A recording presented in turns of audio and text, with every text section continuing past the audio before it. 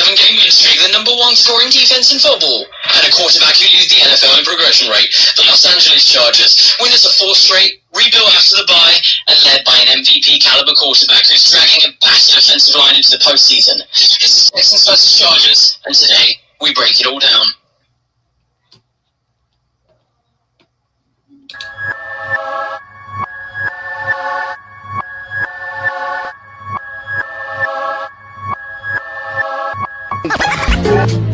I'm Texas forever. All these structures make me anxious. Look, I'm just trying to f you, not them hoes you came with. Pull up on 6, slow, loud and banging. Yeah, Texas forever, still twisting my fingers. Texas forever, you speaking my language. Look, all in the day, but the Wednesday. Out in the field trying to score me a deal. Put my name by that X like I'm Kimbe. I do it all it. I stay with my friends, stay hands in, never hand out. Look, I had to go get it, my everybody say I'm the man now. Wrist moving in and out the kitchen, my might pull up on 6 in the whip, whipping it.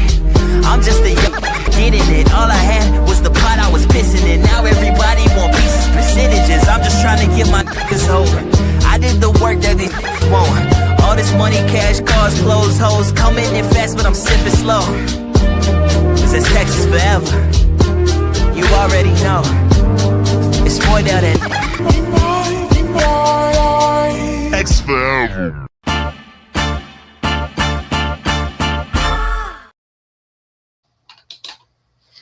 Hey, welcome in. Welcome back to the show after a short hiatus. I am your host, Miles Peacock, the Neon Peacock, as you might know me. And this is your definitive preview of the Texans versus the Chargers. All right.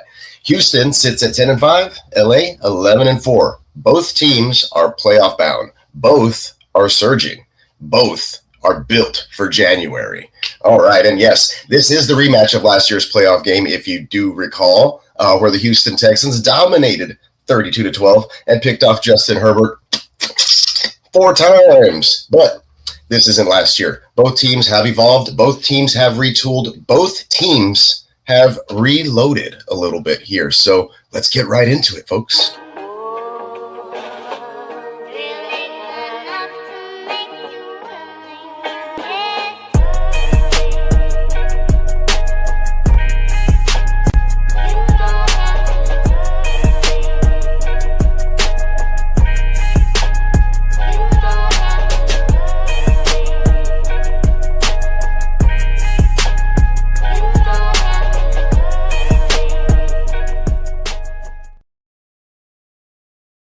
All right, leading off the right away, we're going to go ahead and kick it off with the injury report for the Houston Texans this fine evening. And just welcome in everybody. Also, right off the bat, I forgot to mention everybody in the chat. Shout out to Lee and to the GMM Network, Bogey, the gang, everybody out there, JD Guccini. Make sure you guys are liking, subbing up to the GWN Network. We need just a few more subs. That way we can get to our goal for the season. We've been hitting it hard every single week for you guys, so make sure you're checking those guys out, liking, subbing up to their channels, checking out the content. We have been putting out some shorts recently from some of our shows. We're doing the Wake Your Game Up on Tuesdays and Fridays, watch parties every single football game. And then now that the offseason is going to be drawing near for regular fantasy football, we will be having our playoff leagues as well. So some of you guys out there in the chat who are watching this later, you can go ahead and jump in there, get with us, figure out how to get on that. We will be on Fantrax doing those. And of course, those are money leagues, and we'll be paying that stuff out as well. So, it's all fun, no rake the way that we do it. We just like to kick it with everybody and get a chance to win some fantasy goodness. So, like I said, appreciate everybody out here. Hope you were enjoying the show so far. And let's get it, though. Let's talk about the injury report. I think I have something that I can pull up for you guys. That way you can follow along. Give me 1 second. Where art thou? Injury report. No, I was talking about the streaks right off the bat. There it is, coming in hot. Houston Texans on a 7-game win streak, and at the moment, but not too far behind. If you look at that, you got the LA Chargers there, the Bolts with a 4-game win streak, and overall, also I think Lee will probably tell you tomorrow. He will have his show up there, but You can go ahead and check that stuff out with him tomorrow at 11 a.m. Central. I may or may not be on that show. We'll just see how the evening goes. But just kicking things off right off the bat, like I mentioned, with the injury report brought to you by Sheriff Injury Lawyers, apparently. I got it off the website. But versus the Chargers this week, this is some of the more latest information for this matchup. Remember, it is on Saturday. This is a Saturday afternoon game. It should be the only game on, so all eyes on me type of feeling. But we have Azeez Al-Shire, ankle, knee. He was a full participant. Good to have him back after missing some time last week. Kamari Lassiter was a full participant. Also, he had a great game last week with a pick. Derek Stingley Jr., full participant. He was limited with an oblique. He had that pick 6 last week. Woody Marks, who we missed last week, is still questionable with an ankle, but looks like he's leaning towards playing. Johnny Carter has a hamstring injury, but he's a full participant. Austin Brinkman, Darrell Taylor, questionable, full participants. The guys that are out, Trent Brown, that's a big one. We'll go over the offensive stuff when I get there. I'll just briefly mention all of this stuff, and then we'll kick it into higher gear here, go into more detail as we go on. Trent Brown is out. He did get banged up with his ankle/knee injury late in that game last week, if you were paying attention. Ariante Ursary also banged up, had surgery, and returned to practice, questionable. So this guy's a dog. May be able to play this week. We'll find out. Dalton Schultz, who was banged up and on the injury report earlier this week, was a full participant. Looks like he should be ready to go. Sheldon Rankins on the defensive interior with the knee was a full participant, along with Dylan Horton. Danico Autry was limited, though. So we will have a little bit of help back on the interior defensive line and with the secondary, who seemed to be a little bit banged up, but looks like these guys may be back to full strength for this weekend. Key takeaways here on this, though, the players that are out: Trent Brown, starting left tackle. Starting right tackle, Trent Brown. Jamal Hill, linebacker depth, is also out, but questionable guys. Woody Marks, Deontay Ursary with that thumb, like I said, had surgery on that, returned after 2 days later to practice in a limited fashion. We'll see if he'll be able to go, maybe put a cast on that thing and still play. It'll keep him from holding, so that's good. Taylor also questionable, but full goes. Stingley, Lassiter, Rankins, Horton, Schultz, all those guys were full goes. Limited. Danico Autry, he is trending towards playing, and then of course he is going to be a big thing to watch. Guys like Tommy Togiai also stepping up and doing really well. Even in the fantasy aspect, I played him in a lineup last week, put up like 9 fantasy points at the DL spot, which is really good considering you don't get a lot of points with those guys in our formats. But he is, like I said, been playing a lot more because guys like Mario Edwards Jr. and Tim Settle in the interior defensive line are now gone and been placed on the IR. So that's where we are with that as far as that goes. But the impact or the health impact, injury impact on these matchups. The Texans secondary is healthier than expected. I think as opposed to earlier this week, it seemed like we're going to have some guys maybe missing. They've kind of been on the mend, so that's good. They should be at full strength on the back end.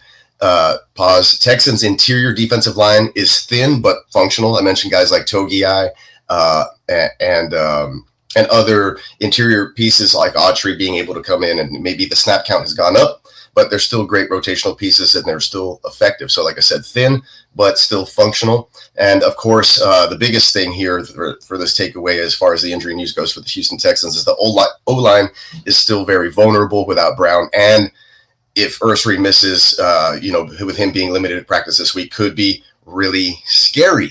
So hopefully we can at least have Ursary in there. Like I said, maybe he'll man up and play through it. If not, maybe somebody like Blake Fisher who's out there, and that's just bad news. All in all, in general, for the Houston Texans, when I consider what they do, they like to bring him in on jumbo packages and try to run the football. But I think when that happens, they're like even worse than what they are in regular 11 personnel. So, I mean, it's crazy. Swinging them Shaolin swords. Let's see. Yeah, Sheldon Rankins is right. Should be a great game tomorrow. Your O-line's no better. Yeah, and I'll touch on that, True. Okay, good point out there. I will touch on that in a bit. Pause. But yeah, that's basically the main rundown on as far as the injury report goes for the Houston Texans. I'll mention maybe some things for the Chargers, but not in great depth like I just went over on the Houston side. So top of the morning to you, Dennis, Minnesota Den, Ginger Ninja. Appreciate you for stopping by. Hope you caught the intro or the start of the show, but otherwise we're rolling right now. hot into it. We're about to get into the storylines and takes. We just hit the injury report and had a little intro from my British friend off the top of the show. If you didn't catch that, you might want to just go back and restart. It's pretty fun. All right, and I hope everybody had a Merry Christmas as well. All right, before I get too far, let's go ahead and go back and get a word in from our sponsor, the Neon Peacock. Neon Peacock merch. Make sure you head on over there. Tons of new designs have gone up, and will continue to go up weekly, daily, and of course, customizable stuff. Is that even a word? Customizable stuff. Customizations available at your requests.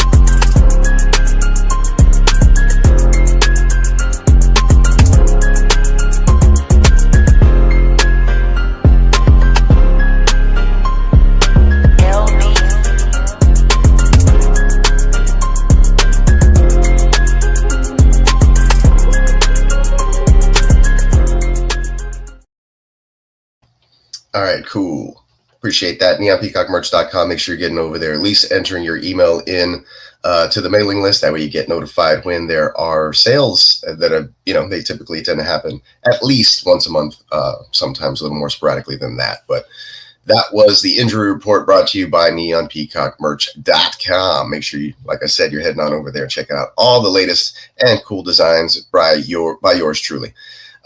Next up on the list, let me get back over to our overlay section. We can talk about some things, but there are some storylines, like I mentioned, for this particular game, and some high stakes as well. So the Texans will be fighting, or still fighting for position in the AFC South, maybe a potential number one finish. It's a long shot. Need Jacksonville Jaguars to drop a game, and then they got to win out and get a bunch of help. So we're not really talking about that, but perhaps a top 3 seed, somewhere in that, or at least jockeying position for AFC seeding. So that is what is at stake as far as the, on the Texans side. And then it's still more of a pressure game, I think, even for the Chargers. They're still alive for the number 1 seed over in their division as well. Number 1 seed overall if things fall their way. And I hate it when Lee keeps on saying, like, you never know, and blah, blah, blah. And here we are now, and this game is actually freaking important. I thought, way back in week 4 when the Texans were 0-3 or 1-4 or whatever it was, that this game would be meaningless, and we'd probably be playing our backups and,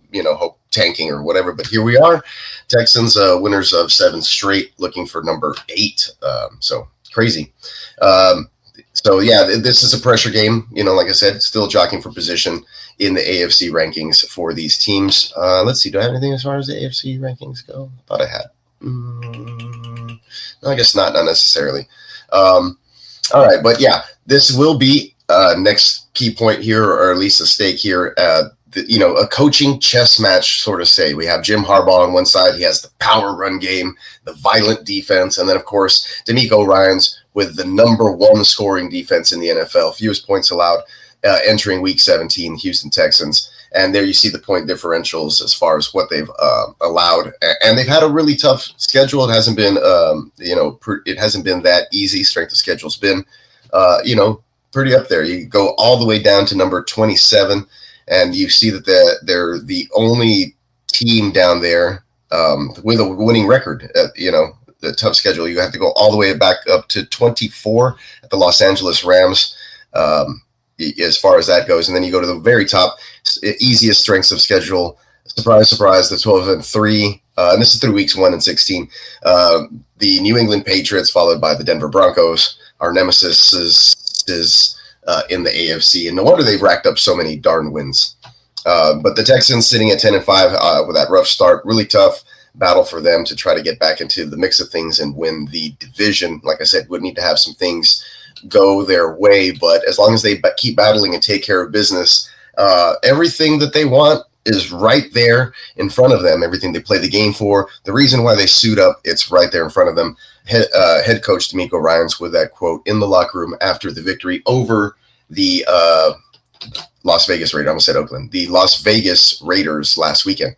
So Houston defense has been QB slayers all year. That is very true. That has not changed. I think the best statistical QB happened to be Jacoby Brissett like 2 weeks ago. Probably garbage time stuff going on. So big reason for that has been because we have Stingley, who's been a bit of a Grinch this holiday season. He had a pick six this last weekend, and you just don't throw at him. So it's going to be interesting to see the game plan for the Chargers on their end, once they get there. But continuing on, how do I get myself back in the middle? Continuing on with some more of the storylines here. We're going to give some credit to the GMs for both clubs, Caserio and Hornets. They built resilient rosters. Both teams have had several injuries throughout the course of the season. The Chargers specifically with their offensive line, and they've been able to plug and play guys and still works. Justin Herbert's had a broken hand and dealt with some injuries himself, and he's just kind of like an Iron Man, and he puts the team on his back and basically takes care of business all around over there on his own. So much credit to like I said, the GMs here specifically for being able to fit pieces in and plug and play along the way and getting both of these ball clubs to 10, 11 wins on the season. So the Texans did have, like I mentioned, I think was like the fifth hardest schedule or whatever. So kudos to them for being able to scrape it all together and be able to turn this thing a bit around. I know that the offensive line coming into the season was probably one of the worst in the league, and so they've done a lot better job. I think this is a weird one, but it's week 16 pass protection rating right here in this graphic. Number one, I don't know, 33rd team. They're probably smoking crack. Zero sacks allowed, I guess is why. And you see the Chargers up there. They played Dallas last week as well. So Texans played the Raiders, and that's probably a big reason why. But, effective enough to get the job done versus the right opponents, right? So wins are wins regardless, no matter how you do it. I think the Texans know how to win ugly, and they do it very well. CJ Stroud knows how to, keep time of possession, not turn the ball over, and those are huge keys to victory, and we'll get into that in a little bit. But the last meeting, like I did mention, the storylines carried over into this game in particular. Texans 32, Chargers 12, Herbert with the 4 INTs, but Houston did end up, dictating everything in regards to that last meeting. So let's move on into the statistical breakdowns, a little bit more stats thrown your way. Team rankings. Houston Texans, number one scoring defense, 249 points allowed. You saw the graphic there earlier. I think that's still current, 249 if I'm not mistaken. There it is. 249 points allowed. Chargers are actually number 8 in scoring defense. This graphic doesn't go all the way down there, but they have a very stingy defense as well. Kudos to them for what they've been able to accomplish over there. We'll talk a little bit about some of their pieces and how they match up when we get to that point of the podcast. But let's talk quarterbacks real quick. Justin Herbert, 349 yards. 3,491 yards, 25 TDs to 12 INTs. QBR rating the last time these teams met, however, was a 40.9. We saw how that game went. He was forced off script due to a lot of O-line issues in that game. Lots of high pressure. But on the season, high EPA, low CPOE. So he has a boom or bust profile for him. So it just depends on what Justin Herbert we're going to see tomorrow, right? And that's basically, what it's going to boil down to. We'll talk about nightmare fuel and the rest of the factors for this matchup tomorrow as well. We'll get into that well indeed, but this is going to be key. We'll talk about that too, though, when we get into the predictions portion. But on the other end of the field, or on the other side of the football, CJ Stroud, 2,628 yards, so definitely not in the 3,400 or nearly 3,500 as Justin Herbert is right now, but a 16-6 TD to interception ratio, which is a lot better, at 98.2% progression rate, number one in the NFL. I do believe I have a chart for that. QB progression rate right there. You see CJ Stroud at the very top of the list. Designated receiver, you see his first read, second read, check down, scramble rate, his progression rate, 98.2, and then drops all the way down to guys like Joe Flacco, Dak Prescott, Sam Darnold, who's been very good, Drake May, and the likes. So he sits in the pocket, goes through his progressions, hits these guys, and is very decisive. Of course, these stats are from weeks 9 through 15, minimum 90 plays ran, as you can see there. But he's very good sitting in the pocket, going through his progressions and getting the ball out quickly. So good job for him. But, PFF grades things kind of, crazy. 34 out of 45 QBs and adjusted completion rate. I don't know if you want to adjust the completion rate. You just look at his regular completion rate, and he's above average.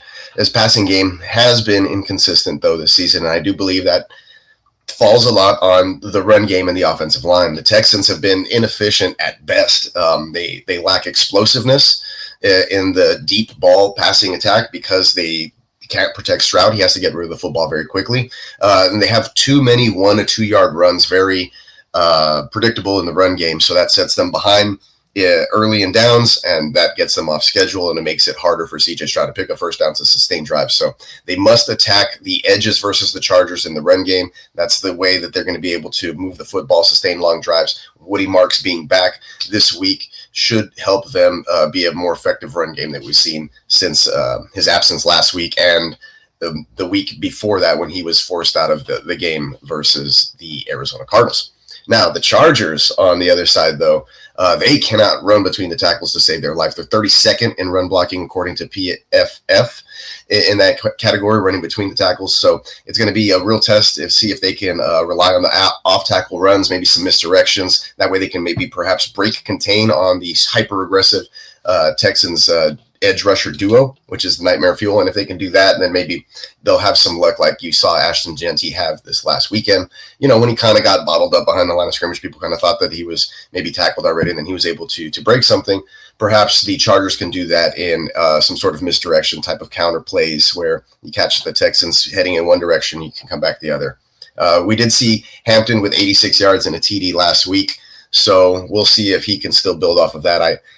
If he has 86 and a TD this upcoming week, I think that the Texans would probably still win that game, and they'd be happy with being able to hold him to that. So we'll see what happens in that regard when the matchup happens, right? But some more advanced analytics. Turnover differential. Texans are plus 15 in that category. Let's see, do I have anything? Strength of schedule, pressure rates. Well, I guess that has a lot to do with it, those pressure rates, but no. But yeah, 15th. They have plus 15 in the turnover differential. That gives them the second ranking as far as that goes. Chargers are only plus 3 in the category.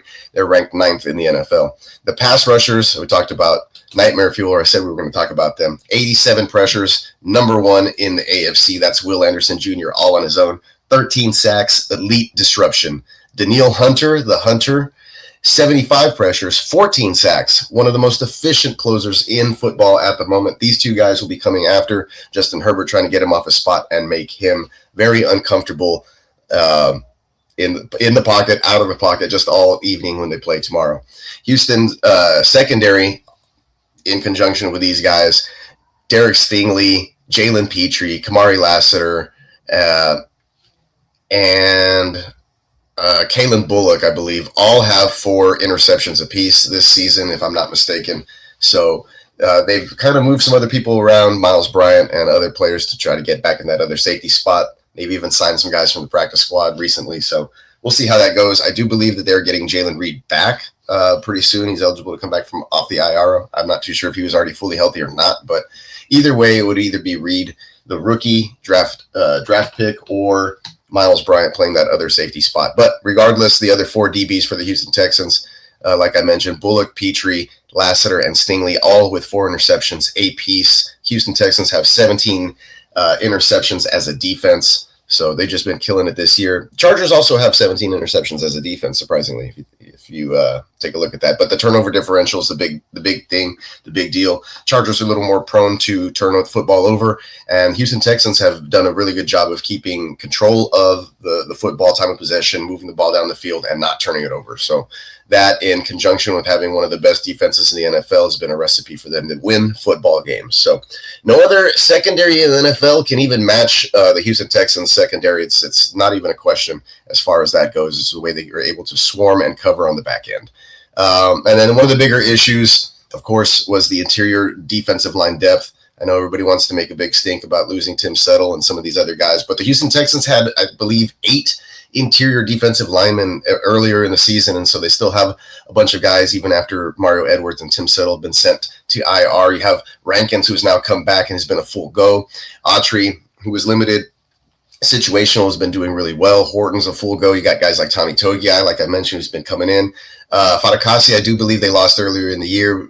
He may or may not be coming back as well. So, I'm not too particularly worried about, like I said, the interior defensive line, especially with the Chargers' struggles doing that themselves, running the football between the tackles. So here we are now, finally at the key matchups section of the podcast. So number one, I did talk to you about Texans defensive lineman Will Anderson and DANEILLE Hunter, the nightmare fuel, versus the Chargers offensive line, which PFF grades 30th in pass blocking and 32nd in run blocking. So they're going to have their hands full with the nightmare fuel tomorrow. The PFF breakdown, Chargers O-line is bottom 2 in both run and pass blocking. That they have a lot of trouble running the football inside. They can't hold up in true pass sets. So if it's 3rd and long, Texans are going to be able to pin their ears back and come after Herbert in that account. And then if Herbert's forced to escape and create off script, that's going to be a big key, maybe an X factor. If the Texans have trouble corralling him, which they've had trouble with mobile quarterbacks in the past, then it could be an issue. But if they take care of business the way they did against Josh Allen, then I think that it could be a deciding factor in this football game. So huge X factor for them. Chargers will try to run off tackle and break contain, like I mentioned. So we'll see if the Texans maintain the edge discipline, and both DANEILLE Hunter and these guys, Will Anderson, can, like I said, not just be super overly aggressive and hungry to get after the quarterback, but perhaps they're able to maintain that discipline and hold off the run games, the outside run game as well. Because my guess is that's what the Chargers are going to try to do: run off tackle towards the outside and gain yards that way, break contain. That's the way to do it versus Houston Texans. So we talked about that. Texans got to maintain edge discipline. Some of the betting lines. So I scoured the betting lines for this, multiple websites. This one's according to BetMGM. They have Herbert under 209.5 passing yards. You can have a same game parlay there. Texas money line plus the under 39.5 points plus Nico Collins over 63.5 would equal a plus 48, and I think that covers. So check that one out, and I'll put that in the chat after the podcast is over so you guys can see that one. So same game parlay from BetMGM if you're in those states are available. And this is not, I'm not saying put that your house or anything like that up for collateral, but I'm just saying Texas money line plus the under of 39.5 plus Nico Collins over 63.5 receiving yards. That would be a plus 418. So you put 100 down and get plus 418. And I think that they cover there in that regard. But that's an interesting one, though. The betting line at BetMGM does have Herbert at just under 209.5 passing yards. So do with that what you will with that information. All right, number 2, Texans passing game versus the Chargers secondary. PFF has Stroud with some accuracy concerns, and I think this kind of goes back to last week. He was a little off his game, but Stroud's adjusted completion rate, 34 out of 45 QBs, like I mentioned. The passing game has been extremely inconsistent. The Chargers secondary is disciplined, and they prevent a lot of explosives, and the Texans have had trouble with explosives all season. If it's not a Nico Collins in-breaking route, which they hardly ever run, then it's very hard to get the ball down the field, and feel like sometimes they just force it situationally and get lucky, like we saw last week with Nico Collins basically icing the game on a long catch. So we'll see what happens there. Big X factor in this situation, though, is if the Chargers can rattle Stroud early, then Houston's offense can stall, right? And so, then you're putting your defense in bad situations, and we know what happens there. Houston's offense needs to get rolling. Texans run game versus the Chargers front. PFF has that inefficient plus, lacking a lot of explosiveness. We know this. The Texans run game lacks chunk plays. We did get one from Nick Chubb last week. I think it was a 30-yard run. CJ Stroud tried to get out there and block Max Crosby. It was hilarious. But there's too many negative and neutral runs within this, and that all falls back on Nick Caley's horrible play calling and the personnel that they have up front with the offensive line. So they need to attack the edges, not the interior. It's basically the same recipe as the Chargers, I think, in this regard. The offenses are pretty similar, except Chargers are just way more explosive. Justin Herbert's been Superman and just been doing great things all season long. The key to this, the Texans need early down success, and I talked about that. They got to avoid 3rd and long versus the Chargers and those DBs. Point number 4 here, Texans secondary versus Quentin Johnson. And I know it's crazy for me to be talking about Huge like this, but it's true. We've seen him have big plays in the past. The Texans have 4 DBs with 4 interceptions, so this could go 2 ways. Johnson had 104 yards and a TD last week. The Texans have ball hawks in the secondary, and if Herbert's going to be aggressive and try to push the ball downfield, then they need to take advantage of that like they did last season. Huge had 0 catches last year in the playoffs, and that was a huge swing deciding factor. I do think that the Chargers have more weapons. They've added Keenan Allen now, and you have Ladd McConkey, who had a great game versus Houston last year, albeit it was all garbage time and like 86-yard touchdown came on 1 play super late in the game. But regardless, I think he still had 180 yards or something like that. So, I just got to be careful. Be careful with that. I have the utmost confidence, though, in the Texans pass rush and the DBs covering the back end. So, we'll continue to monitor that. It's just going to be interesting to see if Herbert can get the ball downfield, or if they're going to really try to wear down on the defense to run the football, what the game plan is going to be for the Chargers. And I don't know if they will be able to give Herbert time to push the ball down the field too huge. So it could be one of those well-timed, I'm throwing it off my back foot as I'm getting hit and it's a bomb deep and he burns, Bullock or Lassiter or somebody, or even Stingley maybe. So, because he is a talented receiver, and if he can catch the football in a 50-50 situation, it gets a little scary for me. Just a little bit. It's just something to monitor. I wouldn't bring it up if it wasn't something. So, and then of course, the last point number 5, coaching decisions, right? And this is huge here. I think that Harbaugh, he's played well. He knows what he's doing. He has a ton of experience in these things. So the Texans, like I said, they have the number 1 scoring defense. You kind of want to lean on that, right? Chargers have the number 8 scoring defense. I feel like the Texans plus 15 in the turnover differential. I think that the Chargers are too aggressive. Harbaugh's too aggressive, or Herbert and Hard together are too aggressive, that could kind of bite them in the butt. But at the same time, if they just lean on the run game and it's not getting going, then that's something, right? So, if D'Amico Ryans can win the field position game, then I think that the Texans win the football game. But if Harbaugh wins the time of possession game, because that's what they're trying to do, just like the Texans, and they can keep their defense fresh and, basically take the ball away, keep it out of CJ's hands, do the exact same thing that the Houston Texans are trying to do, then I believe the Chargers can win this football game. But here's a quick betting snapshot. All right, we'll talk about the spread. Like I mentioned it earlier. Who? Brandon? I don't know. Who? I was talking about a bunch of stuff. So, Chargers minus 1.5 on FanDuel, DraftKings, BetMGM, and they're -1 on Caesars. Total of 39.5 on all books. The money line is Chargers minus 130, Texas plus 110 on BetMGM. Here are the best bets. Herbert under 209.5 passing yards. Texas money line, I've mentioned it earlier, under 39.5. I think it's going to be a low-scoring game. Nico Collins over 63.5. Texans money line plus Collins plus the under. That's what I would do for my same-game parlay. The analysis and predictions portion, we have gotten to it finally, folks. We're going to see what PFF said. Then we're going to see what I say. Then we're going to end the broadcast. All right. So here we go. There was 2 analysts. They were talking about this game. I'm not going to mention names, but I will say that what each of them kind of brought to the table here. One believes that Houston's defensive line will dominate the trenches and overwhelm the Chargers' bottom-tier offensive line. So their prediction was the Texans 23-21, very close game there.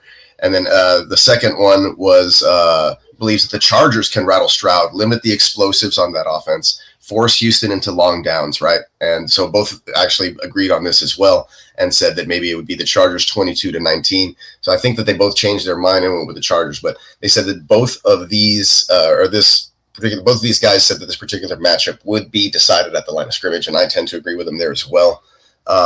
So I think they ended up both siding on the Chargers side, although one initially took the Texans in a very close match. It was a 2-point swing on either side, right? So I would be the tiebreaker here. Obviously, I'm a Texans dude. I'm going to stick with my Texans. They've been surprising all season. Hopefully they can continue on with the 8-game win streak here and pull one out. It's going to be very difficult traveling to the City of Angels to get it done, but Bulls on parade. Hopefully they can stampede their way out there and do the damn thing this week 17. Let's throw that up there. And then, To be honest with you, though, the Chargers do have the better offense, but the Texans have, I believe at this moment, the healthier quarterback. Herbert's been a little banged up, and I think he's going to be under duress. So if he takes a couple of hits, it's not going to be fun. It's going to be a little interesting to see how, as the game progresses, how his passes look, when there's pressure in the pocket and after he gets knocked down a couple of times or whatever it may be. So we'll see how that goes. The Texans do have the best unit in this game, though. Pause. And that we're talking about the defense, the number one defense in football. Herbert is incredible. Not going to take anything away from him, but he's behind a depleted offensive line. Houston's pass rush is peaking right now. They have been peaking all season. They're playing great football. They swarm. And the Texans win ugly better than anybody. So with a 39.5 point over-under, my pick is the Texans 23, Chargers 20. Player of the game, Will Anderson Jr., getting the pressures, getting it done, doing his thing. He did it last week versus Geno. He's just one of those guys that you can rally around. A lot of energy, very enthusiastic. They're going to be hyped coming off the bus. Time difference is 2 hours. So if a 4 o'clock game over there, that's 6 p.m. over here. That's perfect prime time energy for them. So it should feel like a night game. Time to shine. And here's my bold call, bold prediction. Texans defense sets up either a short field touchdown or something like that, pick six maybe, or a fumble recovery. And that flips the entire momentum of the game, and they'll come out with a win on this one. So before I hit the outro, let's check in with everybody in the chat. It's going to be come down to whoever does not make the turnovers, I think. Yeah. Cap for life. What's up, Cap? Big homecoming for CJ back. That's true. We'll see. He hasn't had great games when he goes to LA, to be honest. I can see this leaning on the run game quite a bit. Yeah, for sure. I mean, both teams are going to probably try to do that. No lie. So this is a heavyweight AFC fight. It's going to come down to it. It's two elite defenses. No joke. You got Derwin James flying around over there. They have Thule. So they have a bunch of great players as well on the defense, but I can let Lee talk about those guys tomorrow. Didn't want to lean too much into his part of the podcast for what he's going to be doing on the GWN. So make sure you hit up that show tomorrow, 11 a.m. Central Time, to catch all of the Chargers Power Hour, and he'll break down this matchup on his end. I will be back most likely after the game with a full breakdown just to see what it means for the AFC playoff picture as we move through this. But I just want to thank everybody, of course, for listening, coming in to enjoy the Texans versus Chargers mega preview that I provided for you guys today. Let's see. We got two elite quarterbacks and two playoff-bound teams, so it should be a good matchup tomorrow regardless. I am expecting a defensive matchup. Like I said, prediction 23-20. Hopefully the Texans can pull this one off. But that's about it. That's all I got. As far as this one goes, I hope everybody had a great evening. They've been enjoying their Christmas break. Go Texans. H-Town made, baby. H is up. And remember, everyone, that you can't have peace. Or wait, no, I'm sorry. You can't spell peacock. I always mess that one up, man. You can't spell peacock without peace. There it is.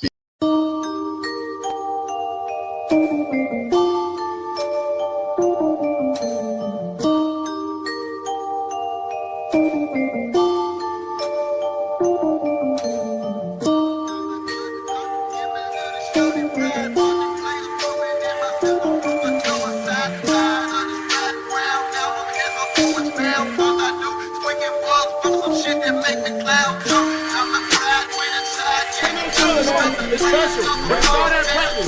We practiced off this week, man. Hey, them boys are tired. Let's keep it up this week, man. Texans!